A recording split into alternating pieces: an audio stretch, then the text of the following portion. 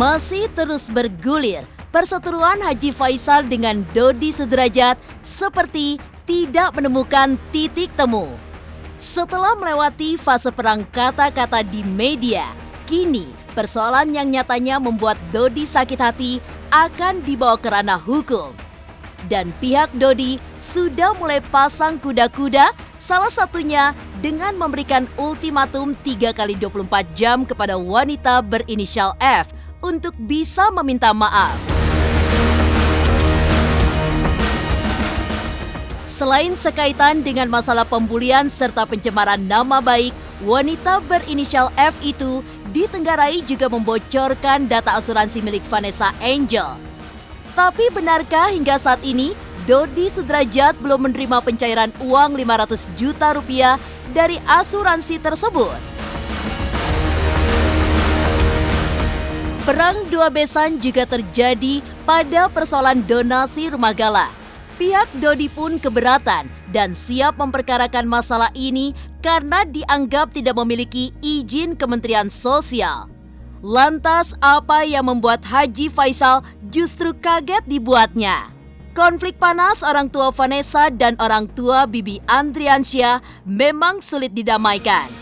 Tapi usaha Pak Faisal untuk bisa mediasi sangat keras. Termasuk menemui Kak Seto yang dipandang mampu menjadi mediator. Pemirsa, bersama Intens Investigasi, kami hadirkan kabar terkini, terpercaya, dan teraktual. Tetapi sebelumnya, jangan lupa untuk like, subscribe, dan juga share channel YouTube ini.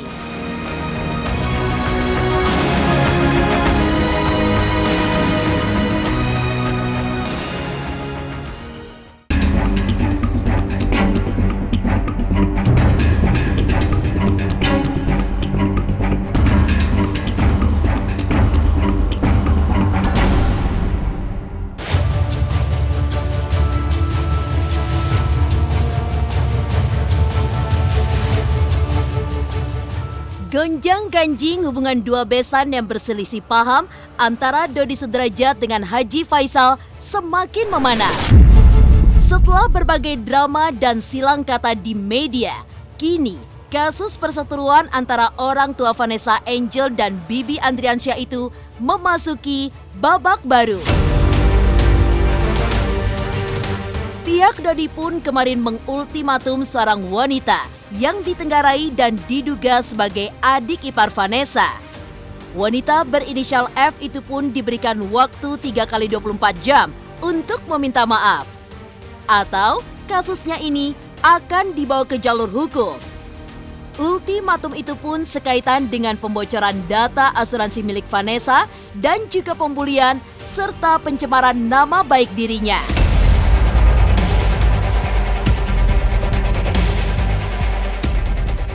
Kami berikan kesempatan 3 kali 24 jam agar yang bersangkutan meminta maaf di hadapan publik. Inisialnya F.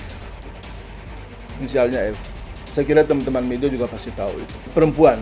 Masih ada hubungan saudara sama almarhum. Ya, ada ipar apa adik ya, saya kurang begitu jelas. Tapi itu yang kemudian kita dapat di media. Kami meminta agar yang bersangkutan segera meminta maaf 3 kali 24 jam melalui kami selaku pengacaranya. Kalau tidak ya pasti kita akan proses hukum.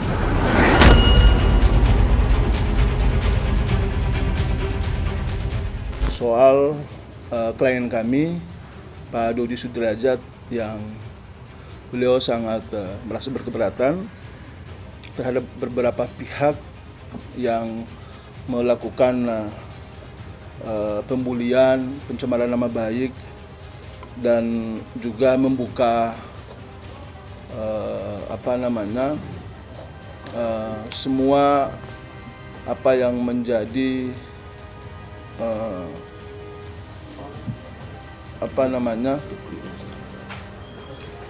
data-data pribadi beliau yang kemudian disampaikan ke hadapan publik yang terkait dengan asuransi.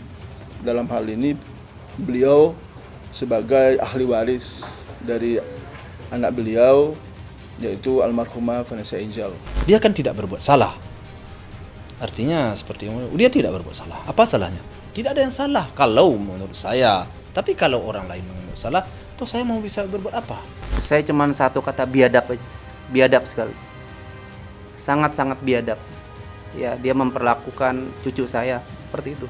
Dan rasanya pada saat itu saya sedih ya melihat cucu saya dilakukan seperti itu gitu, yang ditakut-takutin memakai nama saya. Itu perasaan saya benar, saya bilang udah keterlaluan, udah biadab sekali. Karena saya dan Bang Milano dan Bang Sunan dan Kang Erik ini kenapa baru sekarang? Karena kan menunggu 40 hari. Kemarin kan saya udah berjanjikan selama 40 hari saya nggak mau banyak membuat gaduh. Dan mereka yang menyerang saya, nah ini sudah 40 hari sudah lewat, inilah saatnya setelah data-data semua dikumpulkan, inilah sekarang nanti bukan hanya video itu aja, banyak video-video yang lain yang memfitnah saya. Iya, tadi kan sudah jelas kita akan mengambil langkah-langkah hukum.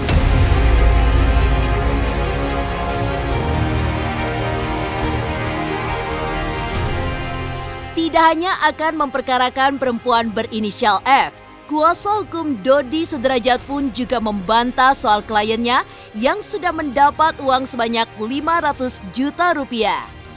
Uang dari asuransi milik Vanessa Angel yang dibuat sebelum menikah itu memang menyebut jika Dodi Sudrajat sebagai ahli warisnya. Tapi hingga saat ini, nyatanya belumlah juga dicairkan sehingga kesannya seolah-olah Dodi sudah menikmati uang 500 juta rupiah. Padahal itu tidak benar. Toh, kalaupun dana itu sudah cair, juga akan diserahkan kepada Gala dan bukan untuk dinikmati sendiri.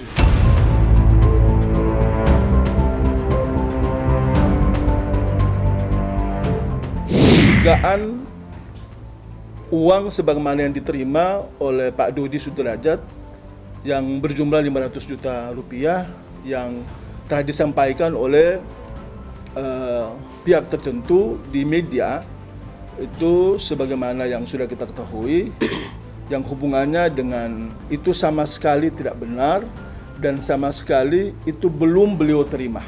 Itu juga nanti akan diberikan kepada anak daripada almarhum maupun almarhumah, dalam hal ini anak kita Gala. Salah satu yang menjadi pokok permasalahan yang selama ini dipersoalkan oleh masyarakat adalah itu. Seolah-olah beliau sudah menerima uang 500 juta. Mau memberikan semacam warning kepada pihak-pihak yang menuduh atau melakukan tudingan itu agar kiranya di kesempatan yang baik ini kami berikan kesempatan 3x24 jam agar yang bersangkutan meminta maaf di hadapan publik. Kecewa ya gitu, sudah ini sudah rame, saya sudah dihujat sana sini sama netizen. Sekarang dia mau minta berdamai dan menyelesaikan secara kekeluargaan. Ya sudah terlambat lah. Sudah masuk di pengadilan ya sudah, kita ikuti aja.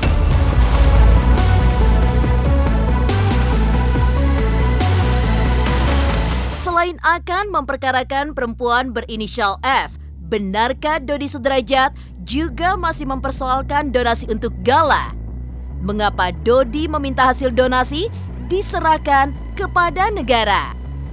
Pemirsa Intens Investigasi, jangan lupa untuk like, subscribe, dan juga share channel YouTube ini. Hai, saya Citra Kirana. Jangan lupa saksikan terus Intens Investigasi yang tayang 3 kali sehari, Senin sampai dengan Sabtu. Jangan lupa untuk like, share, dan juga subscribe.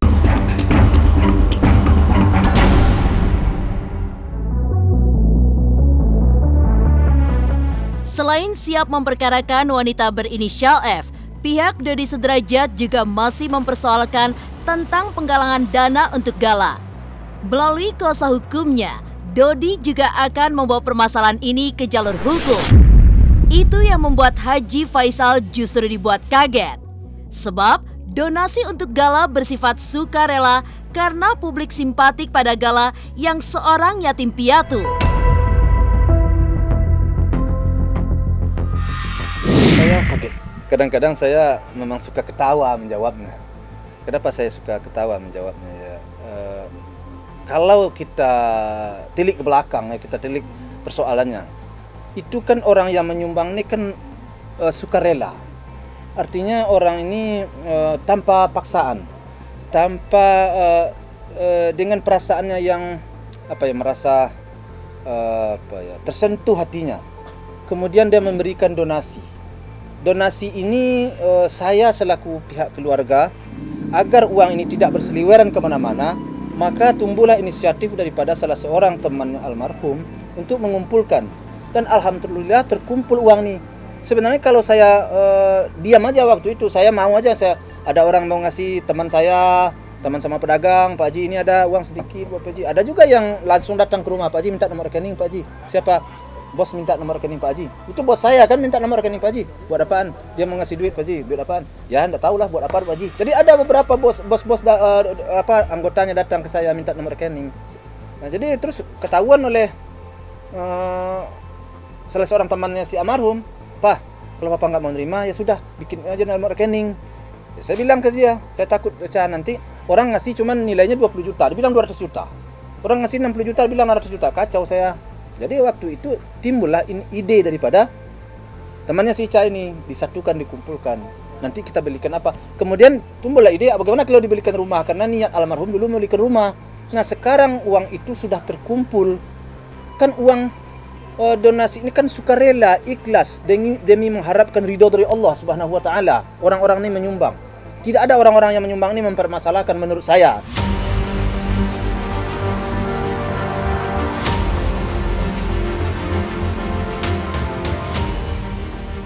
Izin dari Menteri Sosial, karena ini berkaitan dengan donasi dari seluruh masyarakat Indonesia. Maka wajib, karena itu ada sanksi pidananya. Sanksi pidana itu 3 bulan kurungan. Kenapa orang ada yang nggak senang, nggak sewot? Saya jadi bingung di sini. Kok sekarang sampai persoalannya sampai ke Kementerian Sosial segala macam? Mana? Kalau nggak kemana? Ada apa?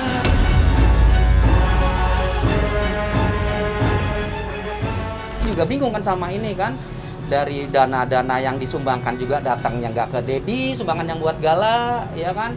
Terus sumbangan apa yang mencari dana rumah itu juga bukan ke Dedi. Di mana gitu memperebutkan warisan, dibilang mengambil hak anak yatim piatu. Itu kan hal-hal yang kita bisa lihat lah, sebenarnya itu kan nggak sesuai dengan apa yang ditujukan ke Dedi kan. Sengketa persoalan donasi untuk gala memang menjadi polemik tersendiri. Nilainya yang sangat besar seolah membuat banyak pihak terperanjat, kemudian ada yang berusaha mempermasalahkannya. Termasuk pihak Dodi yang merasa tidak diajak berbicara sehingga mempertanyakan legalitas donasi yang menurut mereka membutuhkan izin dari Menteri Sosial. Lalu mengapa pihak Dodi Sudrajat menginginkan uang donasi untuk bisa diserahkan kepada negara?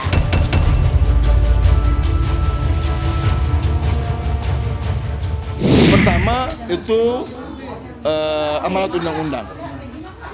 Kemudian yang kedua, ya beliau juga kalau memang atau seperti itu adanya, ya beliau juga berharap agar tidak menjadi masalah di kemudian hari, ya sebaiknya demikian. Terkait dengan donasi itu sendiri, ada undang-undangnya. Ada undang-undang nomor 9 tahun 61, kemudian ada peraturan pemerintah nomor 29 tahun 80, kemudian ada peraturan Menteri Sosial nomor 8 tahun 2021. Itu sangat jelas sekali menjelaskan bahwa yang terkait dengan donasi seperti yang saat ini itu wajib harus ada izin. Saran daripada klien kami adalah meminta ketegasan daripada pihak Kementerian Sosial agar bertindak cepat, bertindak tegas, agar apa yang kemudian saat ini menjadi pergunjingan di publik itu agar segera dapat teratasi dan segera dapat terselesaikan. Saya sendiri pun juga bingung ya, kenapa ya? Kok sampai dilaporkan itu? Toh para netizen, para masyarakat kan menyumbang, bersedekah kepada anak yatim piatu. Dari awal saya sudah bilang, agar uang itu jangan sampai masuk ke rekening saya atau ke rekening manapun berseliweran. salah seorang daripada teman almarhum berinisiatif untuk menyatukan di satu rekening.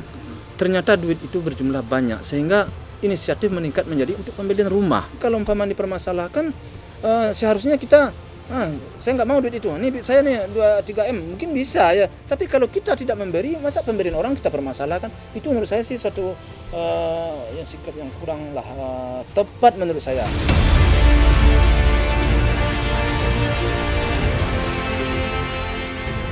Konflik memang semakin memanas.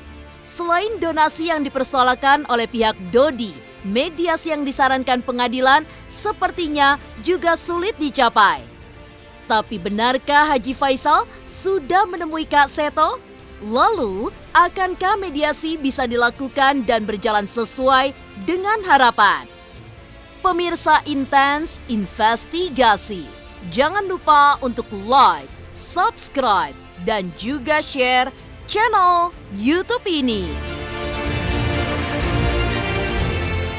Halo, saya Jiko Jericho. Saksikan terus Intens Investigasi yang tayang 3 kali sehari, Senin sampai Sabtu. Jangan lupa like, share, dan subscribe.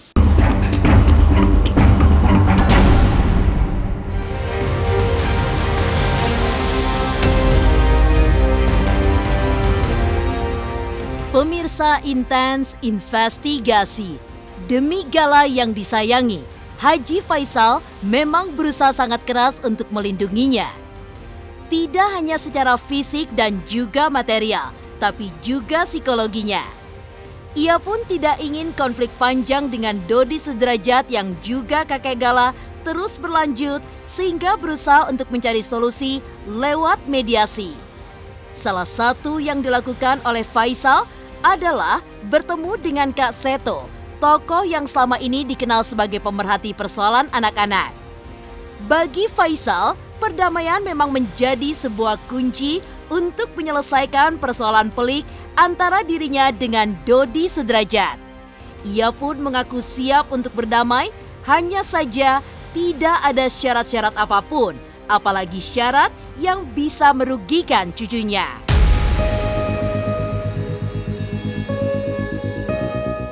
Pernah saya ketemu sama Kak Seto, tapi waktu itu saya ketemu sama Kak Seto tidak ada yang perlu dipermasalahkan. Maksud saya tidak ada dipermasalahkan. Dia melihat anak, perkembangan anak tidak ada masalah. Semuanya itu clear, ya clear. Jadi hanya persoalan ini timbulnya hanya persoalan antara saya dengan keluarga almarhum Panes, itu aja. Ya, kalau persoalan anak tidak ada masalah waktu itu. Saya dari awal sudah menyampaikan kepada pihak manapun. Jangankan Kak Seto, orang lain pun saya mau, siapapun akan memediasi. Sejauh hal itu tidak merugikan si Gala, kebaikan untuk Gala, saya siap selalu. Tidak ada yang perlu disangsikan itu. Yang penting ya tidak ada syarat-syarat tertentu lah, itu aja. Saya mau, saya ini orangnya ingin damai, saya nggak ingin bermasalah. Itu juga yang kemudian kemarin kami sempat diskusikan dengan beliau. Beliau pada prinsipnya juga tidak berkeberatan sebetulnya soal itu. Hanya saja kita tahu bahwa proses ini sudah sampai ke ranah hukum. Sudah sampai ke tingkat peradilan.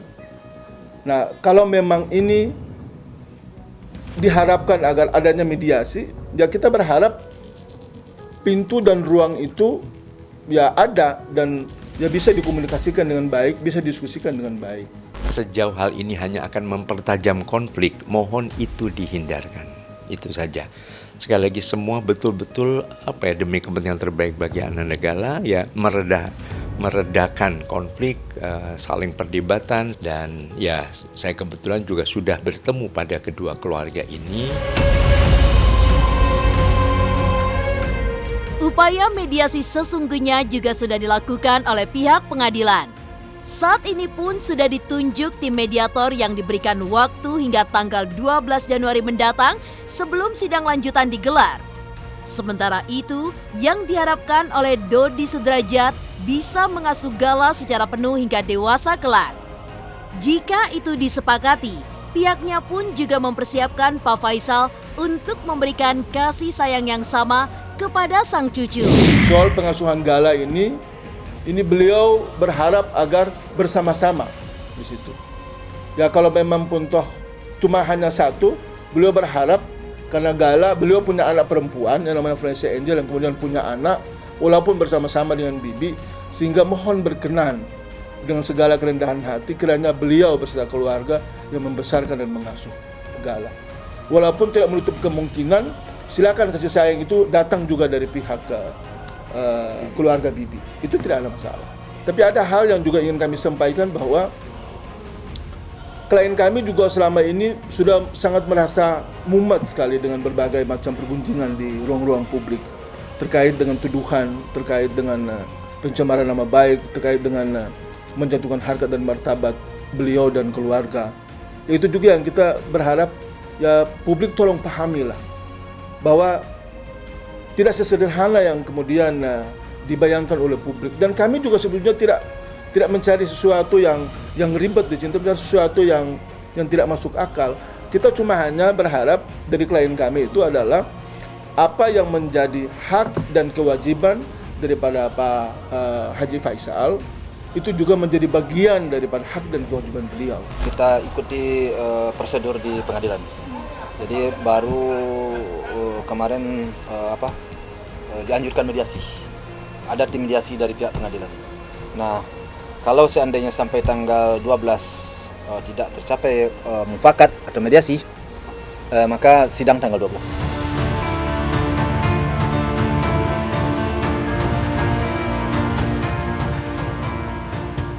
Demikian pemirsa, kabar terkini, terpercaya, dan teraktual yang kami hadirkan hari ini. Saksikan terus Intens Investigasi setiap hari Senin sampai dengan Sabtu yang tayang 3 kali sehari, yaitu pada pukul 11 siang, 3 sore, dan 7 malam. Tentunya hanya di YouTube channel. Dan pastikan jangan lupa untuk like, subscribe, dan juga share channel Intens Investigasi.